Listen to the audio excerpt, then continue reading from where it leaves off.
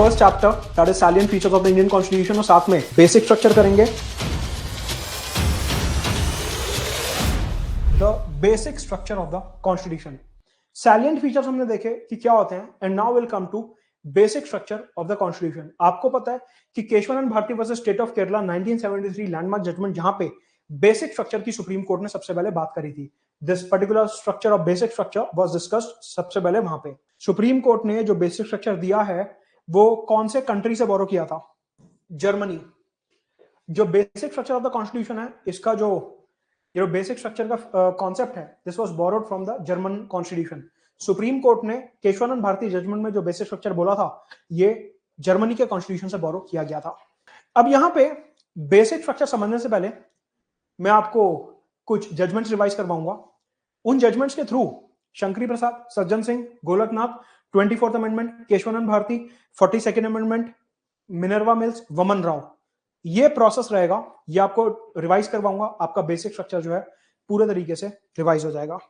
सबसे पहले एक लैंडमार्क जजमेंट आती है, that is Shankari Prasad versus union of India 1951। एक बहुत ही ज्यादा लैंडमार्क जजमेंट आती है, that is Shankari Prasad versus union of India 1951। यहां पे सुप्रीम कोर्ट से क्वेश्चन पूछा गया कि क्या पार्लियामेंट फंडामेंटल राइट्स को अमेंड कर सकता है।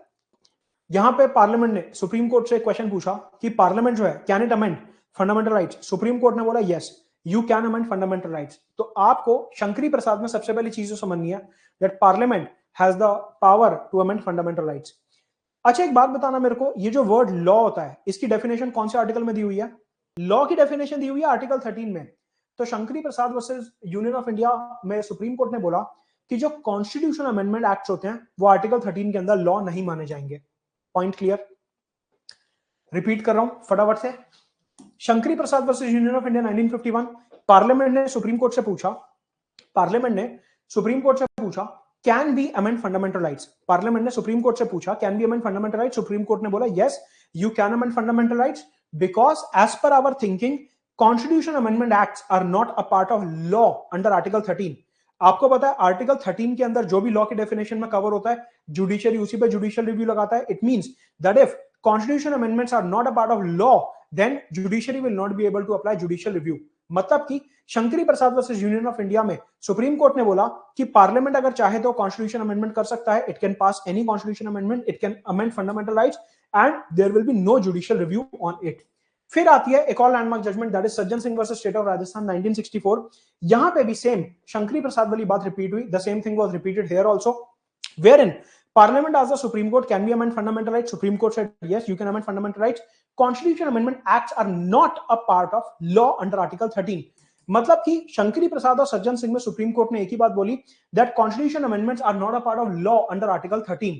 शंकरी प्रसाद और सज्जन सिंह में कॉमन बात की गई, that fundamental rights can be amended, Constitution Amendment not a law under Article 13। फिर आती है एक और landmark judgement, that is Golaknath versus state of Punjab 1967। अब Golaknath versus state of Punjab में सुप्रीम कोर्ट ने शंकरी प्रसाद और सज्जन सिंह जजमेंट पे क्रॉस लगा दिया। Supreme court reversed the judgement of Shankari Prasad and Sajjan Singh. कहने का मतलब है, in Golaknath versus state of Punjab 1967 supreme court took a U turn. Supreme court said parliament can not amend fundamental rights, you can not amend fundamental rights, they are sacrosanct, you cannot touch fundamental rights। If you want to amend fundamental rights, you will have to create a new constituent assembly, that new constituent assembly will draft a new constitution and then only you can insert new fundamental rights in the constitution। मतलब कि Golaknath judgement में supreme court ने शंकरी प्रसाद और सज्जन सिंह वाली जो बातें थी उनको कंप्लीटली रिवर्स कर दिया था। अब मैंने आपको बताया कि हमारे यहाँ जुडिशियल सुप्रीमेसी तो है नहीं। It means that parliament can bypass the judgement of the supreme court by passing a law.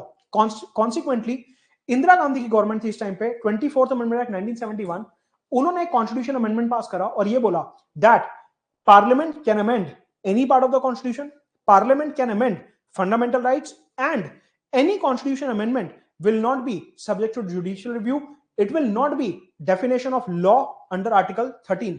मतलब कि गोलकनाथ की जजमेंट को रिवर्स करने के लिए, गोलकनाथ की जजमेंट को वापस करने के लिए इंदिरा गांधी की गवर्नमेंट ने 24th अमेंडमेंट एक्ट 1971 पास करा, जहां पे उन्होंने बोला कि पार्लियामेंट के पास एब्सोल्यूट पावर है फंडामेंटल राइट्स को अमेंड करने की, you can amend any part of the constitution and it will not be subject to judicial review under article 13। Clear है ये? देन आती है Kesavananda Bharati versus state of Kerala 1973, आपकी सबसे landmark judgement. Kesavananda Bharati versus state of Kerala 1973 में सुप्रीम कोर्ट ने बोला कि ठीक है, the 24th amendment act 1971 is valid. Supreme court ने केशवानंद भारती केस में अपनी जो गोलकनाथ जजमेंट है उसको रिवर्स करा। समझना ध्यान से, Shankari Prasad Sajjan Singh, fundamental rights can be amended. Golaknath, fundamental rights can not be amended. You cannot amend fundamental rights. You cannot touch the constitution. 24th Amendment Act 1971, Indira Gandhi government. Yes, fundamental rights can be amended. Any part of the constitution can be amended. Constitution not a law under Article 13. अब आती है Kesavananda Bharati versus state of Kerala 1973।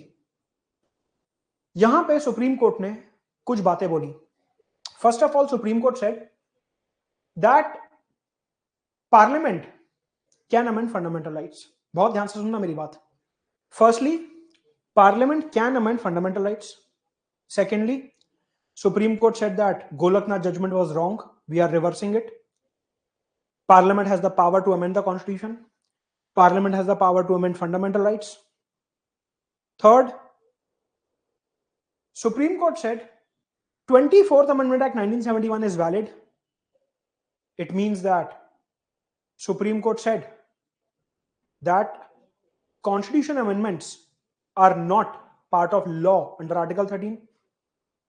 मतलब कि supreme court ने 24th amendment 1971 में कई ये सारी बातें मान ली।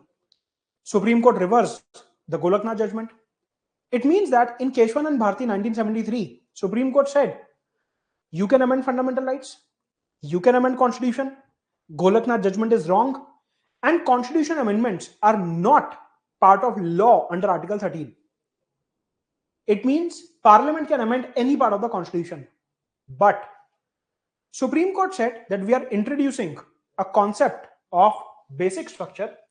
We are introducing a new concept, that is basic structure. If any amendment of the constitution goes against basic structure, then we will strike it down. अगर पार्लियामेंट का कोई भी अमेंडमेंट बेसिक स्ट्रक्चर के अगेंस्ट जाता है, then we will declare it as unconstitutional. It means that अब आपको prelims में क्वेश्चन पूछेगा, प्रीलिम्स में क्वेश्चन आएगा that constitution amendments are law under Article 13. Answer is no, they are not law. After 24th Amendment 1971, they are not law. लेकिन constitution amendments जो हैं, if they are going against the basic structure, Supreme Court has the power to strike them down.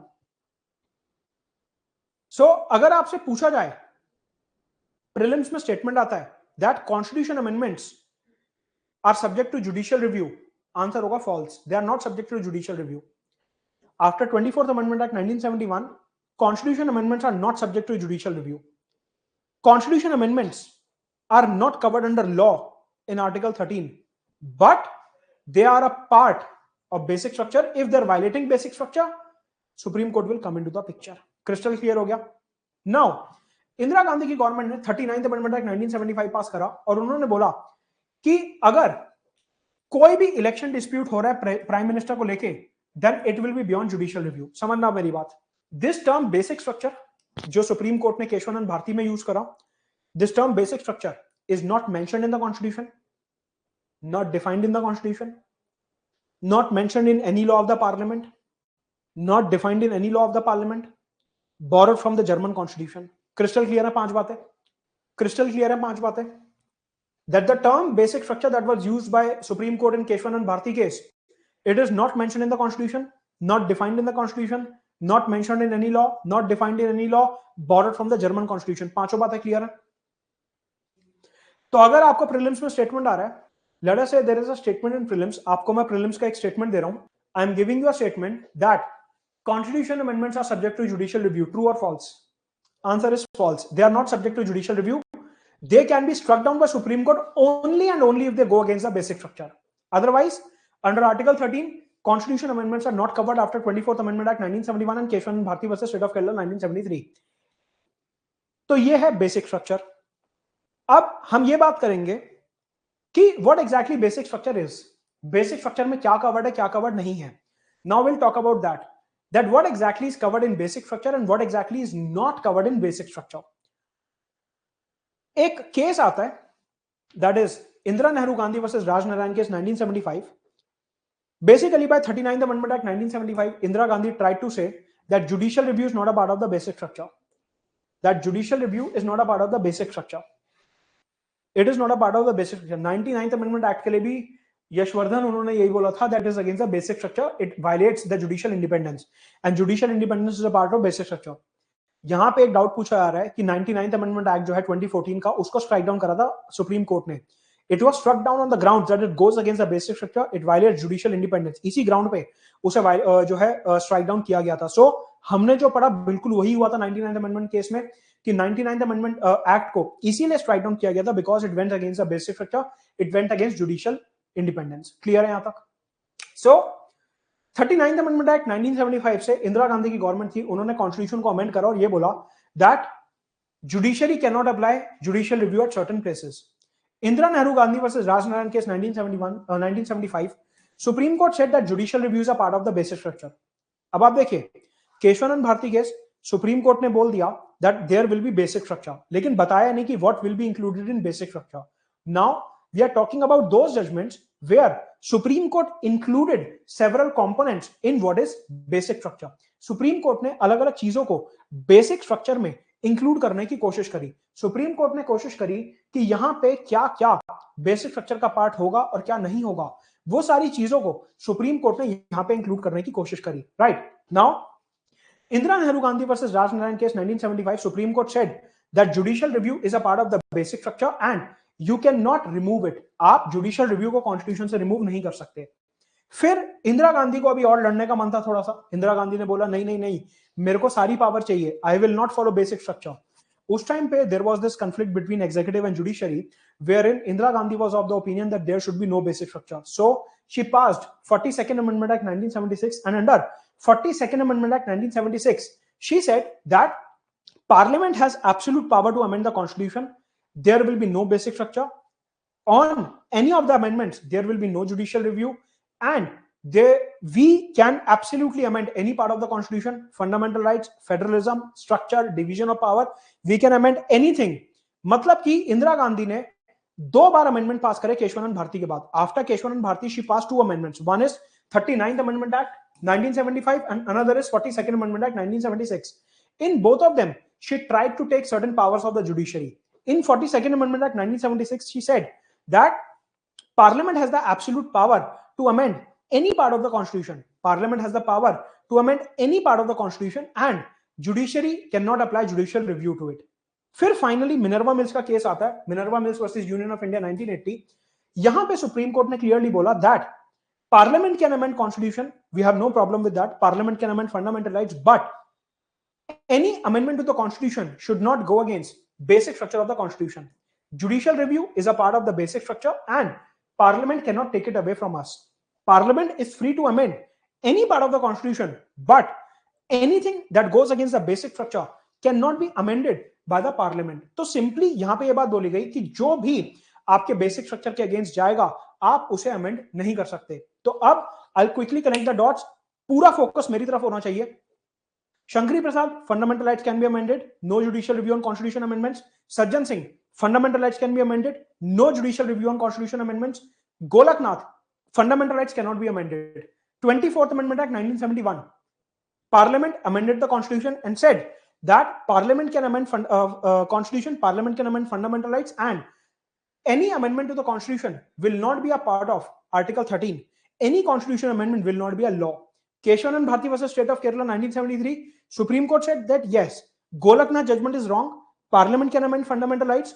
24th Amendment Act 1971 is also right. Parliament can amend fundamental rights. Parliament can amend anything. And any Constitution Amendment Act will not be covered under Article 13. Constitution Amendment Act will not be covered under the definition of law. But in the same judgment, Supreme Court said that if any Constitution amendment is going against basic structure, then we will strike it down. What is basic structure? We don't know. Basic structure not mentioned in the Constitution, not defined in the Constitution, borrowed from German Constitution. Then Indira Gandhi tried to snatch away the powers of the judiciary using the 39th Amendment Act 1975 and 42nd Amendment Act 1976, in which she said that Parliament has the absolute power to amend the Constitution and there will be no judicial review on it. Then in Minerva Mills versus Union of India, Supreme Court said, stop this. Ye ping pong, it should stop. We have clearly stated Parliament can amend fundamental rights. Parliament can amend any part of the Constitution. constitution amendments are not covered under Article 13. They are not covered under judicial review.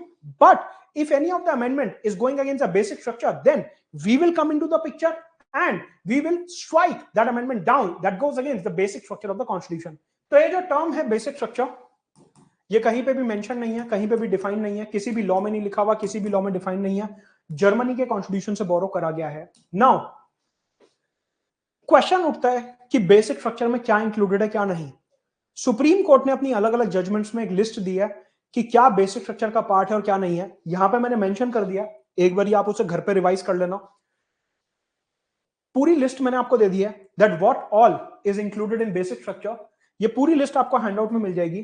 तो ये list एक बार आप revise कर लेना कि क्या क्या basic structure का पार्ट है. इसमें कुछ एक्सप्लेन करने वाला नहीं है क्योंकि सारे फीचर्स हम ऑलरेडी रिवाइज कर ही चुके हैं. तो यहां पे आपको बस ये ध्यान रखना है कि जो बेसिक स्ट्रक्चर है इसमें कौन कौन से एलिमेंट्स हैं वो यहां पे मैंने पूरी लिस्ट आपकी मेंशन कर दी है. राइट, एक बार वो लिस्ट बस आप खुद से रीड कर लेना, हैंडआउट्स में आपको पूरी लिस्ट मिल जाएगी. क्लियर? 2020 का क्वेश्चन, सॉल्व दिस.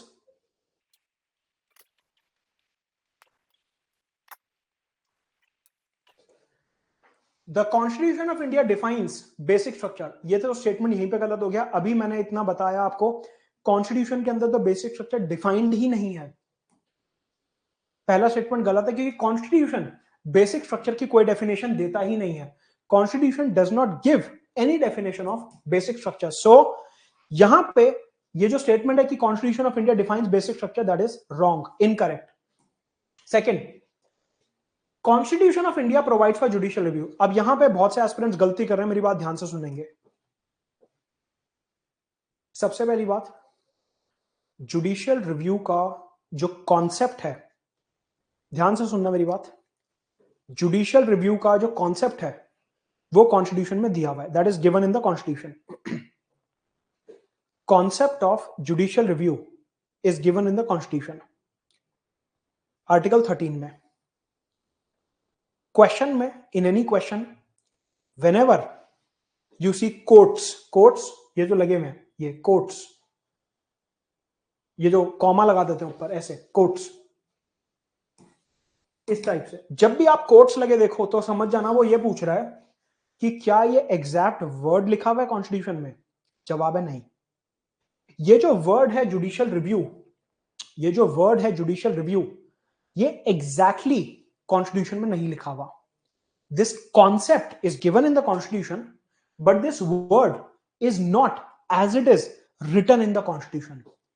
वो ये पूछ रहा है कोट्स लगा के, जब भी किसी वर्ड के ऊपर कोट्स लगा दिए जाएं, जैसे यहां पे कोट लगाया हुआ है, उसका मतलब ये होता है कि वो पूछ रहा है कि क्या ये एग्जैक्ट सेम वर्ड कॉन्स्टिट्यूशन में मेंशन है. आंसर है नहीं. आर्टिकल 13 में ये वर्ड मेंशन नहीं है, ओनली कॉन्सेप्ट इज मेंशन्ड. जो वर्ड है जुडिशियल रिव्यू ये मेंशन नहीं है, इसका कॉन्सेप्ट मेंशन्ड है. तो ऑप्शन 2 भी गलत हो गया, आंसर हो गया डी. समझ आ गया? कोर्ट्स का मतलब समझ आ गया. यहां पे मेरे को बताइए, जो कोर्ट्स हैं इनका मतलब समझ आ गया कि कोर्ट्स का मतलब क्या होता है कि आपको ढूंढना है कि एग्जैक्ट वर्ड दिया हुआ या नहीं दिया हुआ. राइट?